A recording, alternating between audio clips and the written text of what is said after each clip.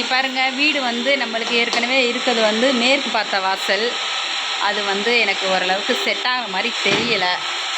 எப்படின்னா, அது எனக்கு வந்து கிழக்கு பார்த்த வாசலும் வடக்கு பார்த்த வாசல் தான் ஓரளவுக்கு ராசியாக இருந்துச்சு.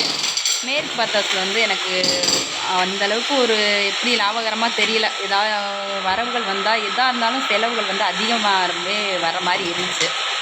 அதனால இன்றைக்கி என் வீட்டுக்கு வந்து மேற்கு பார்த்த வாசல் அடைச்சிட்டு கிழக்கு பார்த்த வாசல் வைக்க போகிறோம். நீ பாருங்கள், இது வந்து மேற்கு பார்த்த வாசல். இன்றைக்கி வந்து நிலம் மாத்திர வேலை நடந்துகிட்ருக்கு.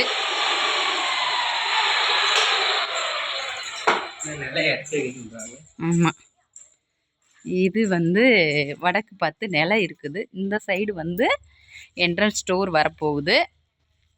இந்த நிலம் வந்து அங்கிட்டு மேற்கு பார்த்த வாசல் வந்து போக போகுது. இதை வந்து இந்த பார்க்கிங் ஏரியா வந்து ஃப்யூச்சரில் ஒரு பெட்ரூமாக போட்டுட்டு இங்கிட்டு முன்னாடி வந்து கார் பார்க்கிங் மாதிரி கொண்டு வர போகிறோம்.